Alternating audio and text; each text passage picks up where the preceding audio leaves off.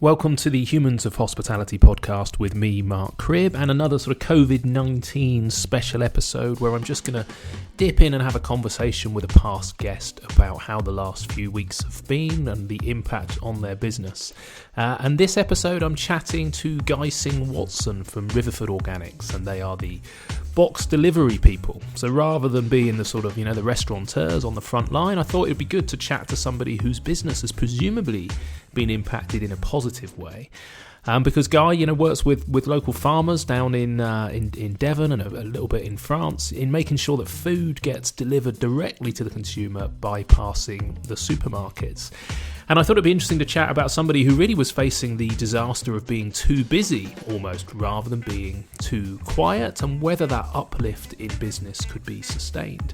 And when I chatted to Guy last time, we spoke about how he'd become an employee-owned company, and I was very interested to find out that in a challenge like this, and when there's a big test on the company, did that sort of new approach to ownership work, or did it require a sort of, more traditional approach to management? I'm also aware that Guy is a huge environmentalist. He's got a great YouTube series called Guy Rants, where he chats about the impact that farming and humanity in general, I suppose, is having an impact on the environment. And I knew he'd have a perspective on the sort of positives that might come out of the sort of slowdown, I suppose, of humanity and the impact that's having on the environment.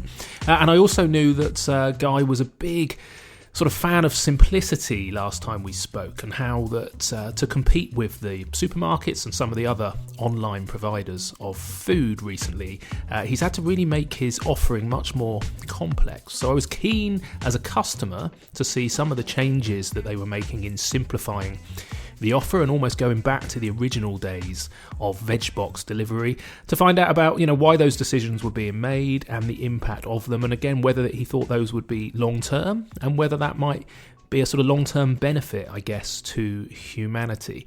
And we also touch on this idea of the land army. There's been a lot of publicity about how farmers were going to struggle to pick the vegetables as we come into the height of the UK growing season, and how he's coping without being able to bring over the sort of normal Eastern Europeans who would help with that, and whether he was confident and positive about the UK being able to be a little bit more self-sufficient.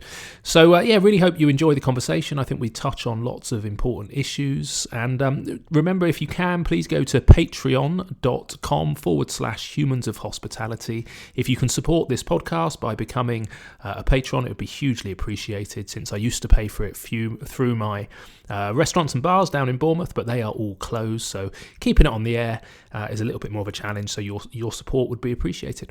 Okay, thanks so much, and I very much hope you enjoy this week's episode. Guy from Riverford, thank you so much for joining me on the podcast, hugely appreciated. How are you doing? Yeah, pretty good. It's a lovely sunny day. I'm about to go and plant artichokes, so I'm fairly happy. Perfect, good. Well, you and I had a chat a fair few months ago, pre-corona, and I just wanted to catch up with you today about sort of the impacts of the coronavirus, and I've got some specific questions. But before we start, can you just explain to people listening who don't know you, what do Riverford do, please? Riverford is a veg box scheme. We're the largest home delivery of organic vegetable boxes, delivering to 70,000 households a week. But we're also farmers. I mean, that's my primary interest, is growing and cooking vegetables. Box scheme is just a way of, I can't eat them all myself, so getting rid of them. Excellent. Well, you've taken that to an extreme. And I was going to ask you about the growth. So, if you're up to 70,000 boxes, that explains a little bit, but we'll come back to that. I was interested to know, I guess, you've got connections out in Europe, with farmers in Italy and Spain, and I know you've got the farm out in France. I just wondered, at what point did you realise that this virus was going to have a significant impact on the country, if not your personal business? Did you see it coming through the sort of network of farmers, or was there a particular other trigger that you spotted? No, I put my head in the sand for as long as possible, I'm afraid. So I guess it was about 3 weeks ago that when it did become evident that it was going to be serious, so I think just before the lockdown, I think we did respond very quickly then, but we were really taken by surprise when our website was just overwhelmed. I mean, to the point when we had to close it, actually. So you'd say, that should be a great thing for business. You've got so many customers, you can't. But actually, it was pretty disastrous having to close it, because that just upset our regular customers, who are the ones that we are so dependent on. I mean, we are a business that thrives on, on repeat custom, and we're not desperately interested in selling one-off purchases to people. It's just not what we're set up to do. So it has been quite a trying time. Yeah, that first week, I think, wasn't it? Because I'm one of your regular customers, and I had a phone call, a very apologetic person. And to be fair, I was very understanding, because being in the restaurant industry, we've obviously been hit hard. But he was saying that you'd had something like 3 weeks of Christmas orders in 24 hours. It was unbelievable. We had something like 43 million impressions on the website in a week or something, which is just unbelievable. And it's a real tribute to our IT team that they kept it all running. Really, we had to launch a new website in a matter of days. I mean, it was a website that was under development, but it had to be brought forward because the old one was going to fall over. And so to do that so quickly, I mean, and generally throughout the business, the way people have responded has been, phenomenal. You find all those things that you've been telling yourselves are impossible to do suddenly become possible. And it's obviously we're one of the very lucky companies that are continuing to trade, and may see an uplift in our trade. Whether it will last in the long term remains to be seen, but it has been pretty challenging nonetheless. You fairly recently went employee owned, which obviously changes the dynamic a little bit about decision making. You've been, by the sounds of it, impressed that they literally stepped up and took control? Yeah, I think we've had roughly half the absenteeism of most businesses. I mean, I hope that doesn't mean that people are taking foolish risks with their health and other people's. I don't think it is. I think people are being sensible. But yeah, the commitment of staff, we have sales people who we no longer, we've got more sales than we need. So they're out driving vans. We've had to close our restaurant. So we've got chefs and waiters packing veg box. The IT team has been phenomenal in, stepping up. Most of the marketing team have been moving over to customer services to deal with the, all the changes that we've had to make with customers. So, it's just throughout the business, it's been phenomenal how people have responded, sometimes mostly very willingly. There is, anxiety, particularly last week, I think.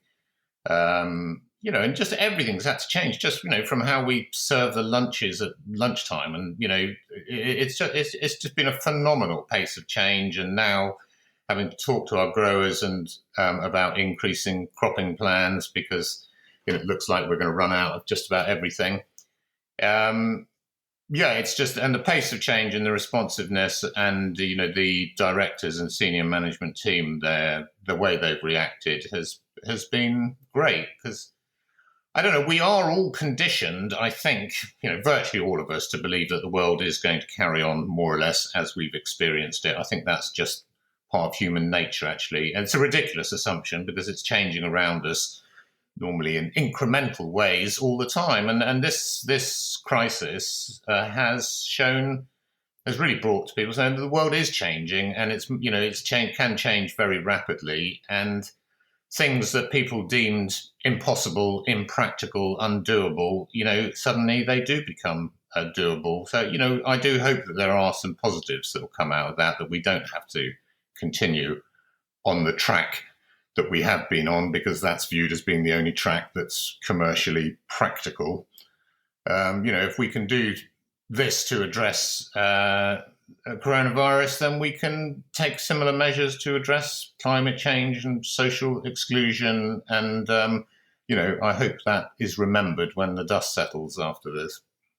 Yeah, I hope so too. I think there is a potential, and I knew you'd be a good person to speak to about some of the potential positive aspects of community and local, and I'll come back into that in a minute.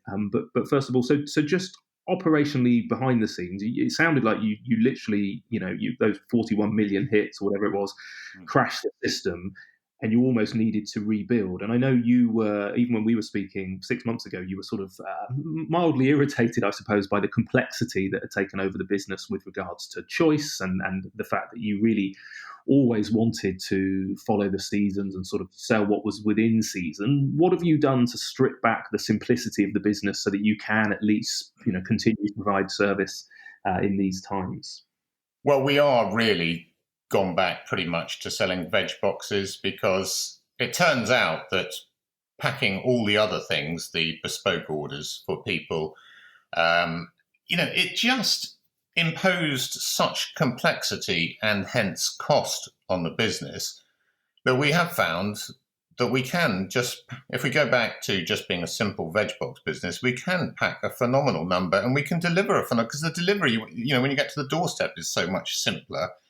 Will that satisfy our customers in the long run? I think with some, real understanding of how we fit into our customers' lives, we can have an offer which will probably be better priced and in some ways more exciting in that it will be seasonal than I think we've been drawn in over 5 or 10 years into kind of, I don't know, sort of imitating a Ocado or something. I don't want to be like a Ocado. I want to be a farmer delivering the very best produce from my farm and the co-op that supplies us. And I'm really not interested in selling, apples from Hawke's Bay in New Zealand in July. And I really hope that we can use this as a bit of an opportunity, really, to getting back to what we do best.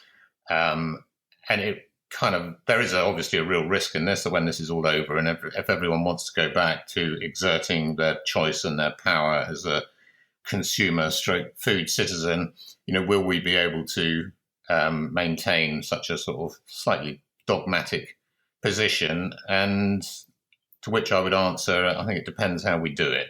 I mean, we have to do it with a sensitivity and a knowledge about how we fit into our customers' lives. But I don't think that means, selling. I think we did have about 250 at one side different items we were selling. I can see that reducing pretty radically. And just not selling the things, I'd like to not sell the things that have a high carbon footprint, not sell the things that come from suppliers that we don't know as well as we'd like to know our suppliers. Get back to a little bit where we started. Yeah. It's funny. I'm equally as excited in some ways. Just over the years in my own sort of restaurant business, we add complexity to things, and in some ways it feels like a little bit of a reset, and inevitably we're going to come out of this, I think, with less demand, and it's going to be a staggered release, in the restaurant sector. I can't see it going back to just being able to cram your restaurants full of people instantaneously, but in many ways, I'm excited by sort of getting back to that simplicity and taking off some of the bolt-on stuff. It seems to be, the capitalist thing that as a market develops, it gets segmented, and different people can have exactly what they want, exactly when they want it, where they want it, and we just end up running harder and harder to chase those things, to kind of perpetuate this myth that you can have whatever you want, whenever you want it, wherever you want it, and probably pay whatever you want for it. I mean, clearly that doesn't work. It doesn't work commercially, it doesn't work socially, and it certainly doesn't work environmentally. And so we really need to question the whole thing around choice, I think, which is fundamentally incompatible with sustainability. Well, I hope it does create an opportunity to reset. So talking about supply, I've seen quite a lot in the press about a sort of an army. I think there was called a land army that was going to be needed for the British kind of producer. Because of the fact that we haven't got the freedom of movement to bring over the sort of the normal picking force from Europe. What's your sort of understanding, I suppose, at the moment? Are we heading into? I know we're in that gap at the moment between sort of the winter produce and the spring produce being available. Are we going to have problems with picking in the UK this spring? There will be problems, whether they'll be surmountable. I think depends on your situation. So yeah, we are April. It's normally the hungry gap, but when we start planting in earnest, so we are normally taking on people in the fields at this time of year, and we've been inundated by UK applicants, and we always get a few, and the great challenge is to sift out those who are mentally and physically capable of doing the job in the long run, because we do find with UK nationals who are very, on the whole, very removed from the agrarian life and possibly removed from physical work, that most of them, the huge majority, don't even last to the end of the first week. Probably as high as 80% will drop out, which is really frustrating for everyone, actually. So we go to great lengths. We have a kind of induction day where we really, really emphasize, what the work is going to be like. And we have we've been inundated with applicants, and we think so far the ones that we have taken on seem to be pretty promising. So, I've always had mixed feelings about the influx of East European labour and the fact, unquestionably has depressed wage levels in the UK at the lower level. That was my one bit of sympathy for Brexit voters, actually, was that, I felt that was really, really unfair. And also in agriculture, I'm afraid to say it has enabled a kind of almost a reversion to kind of Victorian employment practices. And so, actually now UK growers, to get their strawberries picked and whatever, are going to have to look long and hard about, how they manage their staff and would they actually do that job themselves? Because the honest truth in 99% of cases is they wouldn't go anywhere near it. Yet they're very willing to say that other UK nationals are lazy, work shy and so on. But I mean, the truth is that most of them are treating their staff like shit, actually, and paying them very poorly.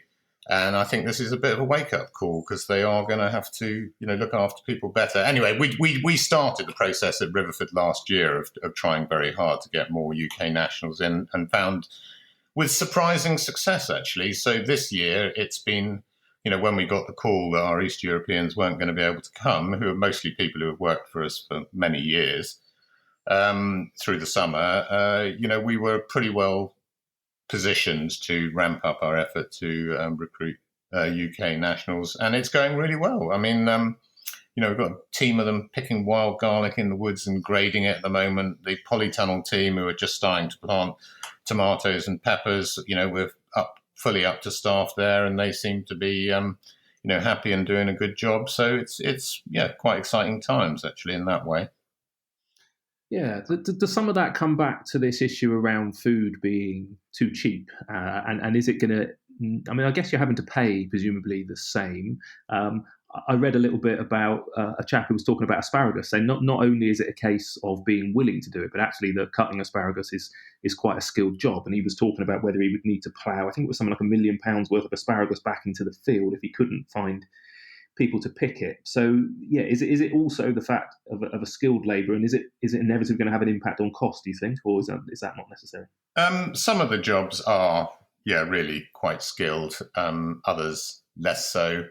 I would say given the right attitude and physical ability, most people can be pretty useful within a week. I mean, they're not going to be as useful as a seasoned, experienced picker, but it does require greater management input to make inexperienced people effective. But that's the job of management, and they should be willing to do that and take the time to train people. And we always have quite a lot of inexperienced people joining us every year, and the best of them can be effective very quickly, but that does require putting the effort into making sure that you understand what they want from the job, and making sure you understand what they need to know in order to be able to do the job effectively. And I'm afraid to say, I think most UK farmers and growers are pretty poor at that. I mean, with an East European, the contract is very simple with them, really. They're there, you give them some money, and they do what you tell them to. And that's, they have, on the whole, I'm afraid to say, pretty low expectations of their employers. I don't know whether that comes from being part of an ex-Soviet Union. but that seems to be the case. And that has allowed UK employers to get away with, I would say, some pretty regressive employment practices.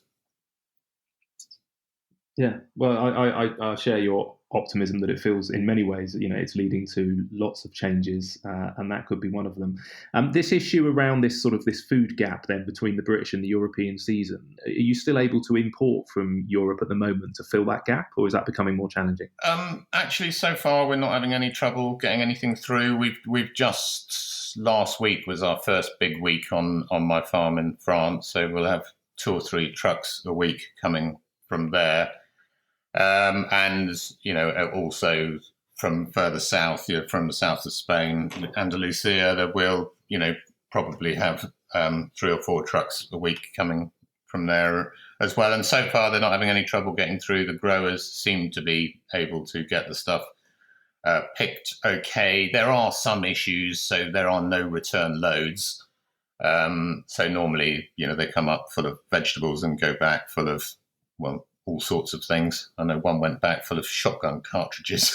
one was a regular route, but none of that's happening anymore. So they're going back empty, I'm afraid. So we're having to pay more for transport. So that's one of the kind of unpredictables, of which I'm sure there will be many. But so far it is managing to get through, and there are no problems at customs or ferries or on the roads. And the haulage seems to be going pretty smoothly so far.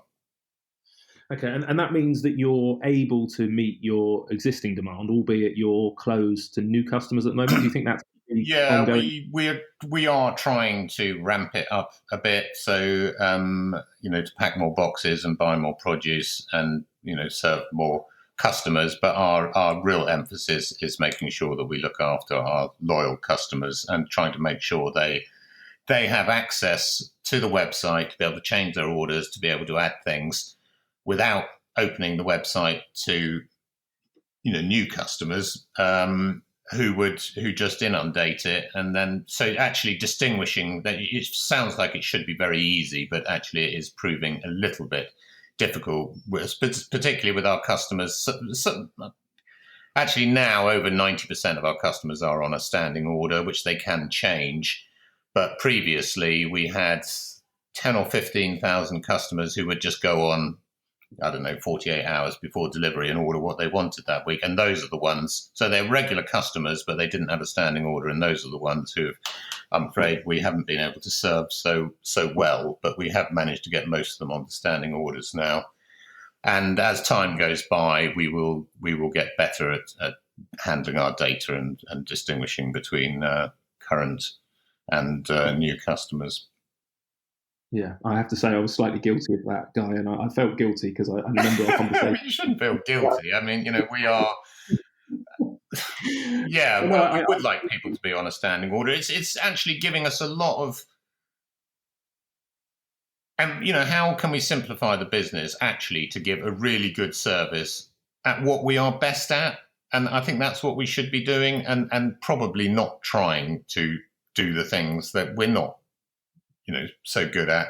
So, probably the range of things we're selling has been a bit wide, so just sell the produce that we really know. And if there's a baker down the road who bakes great bread and wants to work with us, then we'll sell his bread. And similarly with the dairy and the eggs that we sell and the limited meat offering. But for instance, we've stopped selling pork, and I wasn't as happy with where the pork was coming from. I don't think that's a great loss. It's an opportunity really to make the business into what I want it to be, what we want it to be, I should say, as we're now employee owned, and that which is all about kind of eating your way to a better world, I suppose, be that environmentally, socially, and from a nutritional point of view. Yeah, I agree, and it's it's exciting when that Riverford box gets delivered to me. It comes on a Tuesday morning, and super grateful, I guess, that that comes to the door and is some amazing produce. So thank you for keeping it going. It's great. Can I just ask? Has there been changes? I'm conscious that you work with your suppliers long term, and you agree prices in advance, and all of the benefits that means that people can have as actually investing properly. With what's happened in the last sort of 3 or 4 weeks, are there big price fluctuations, and are you having any challenges with some sort of growers?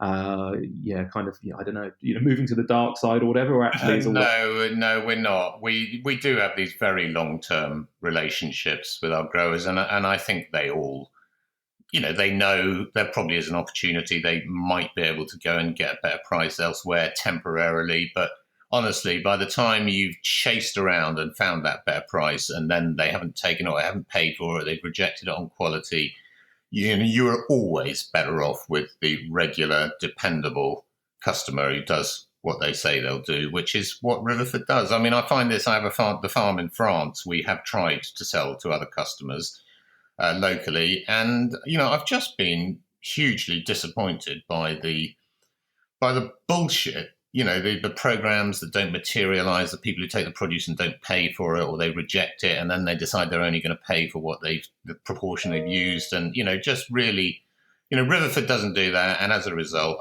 our suppliers are really standing by us.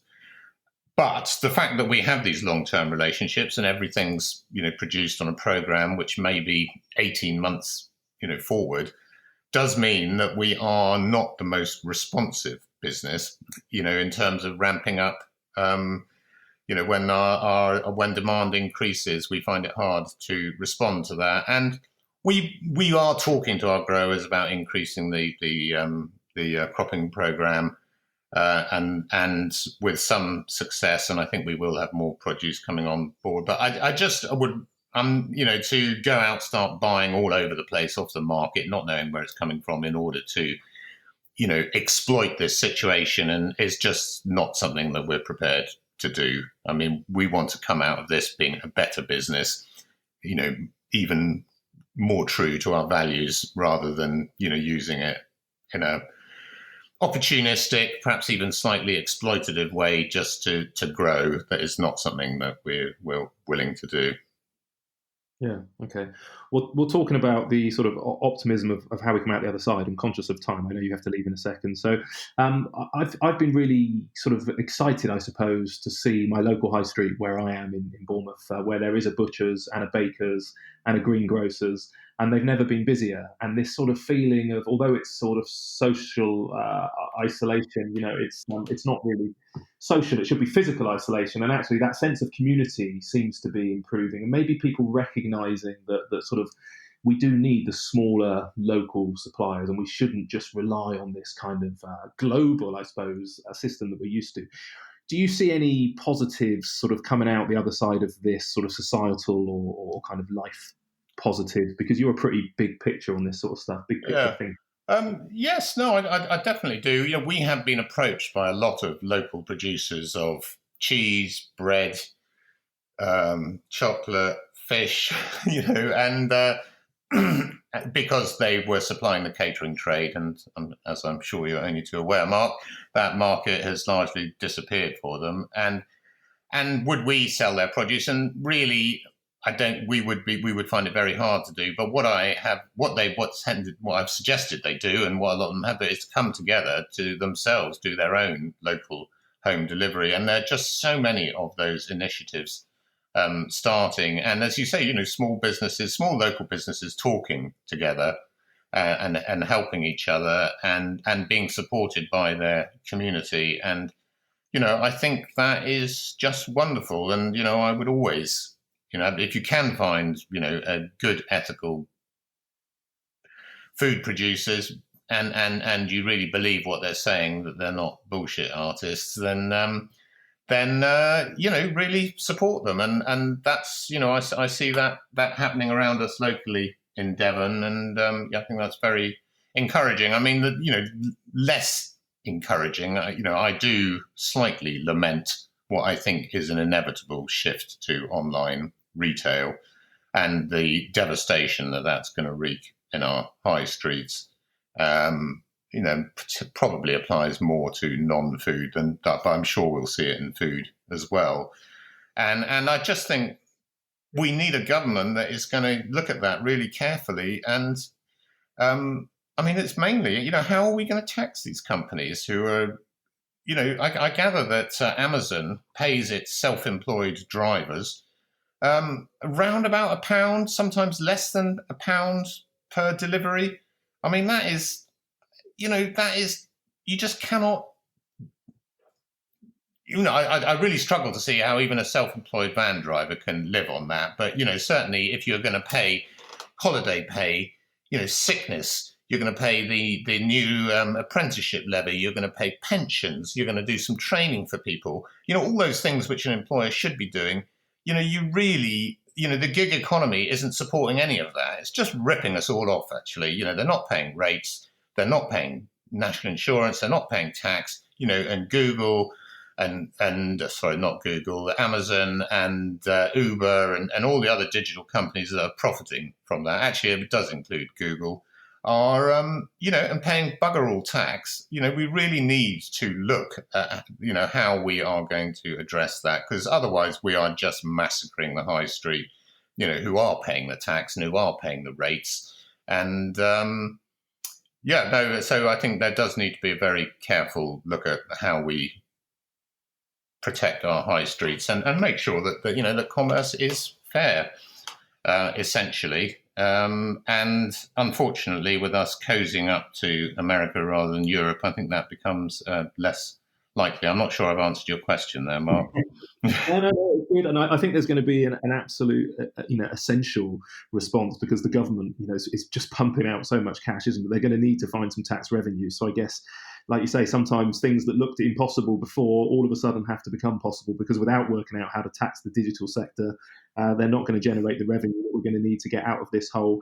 Final thing, you must be very pleased at least of some sort of environmental relief for the planet, not to have all the planes and all the kind of stuff going on at the moment. You must see nature taking a huge breath.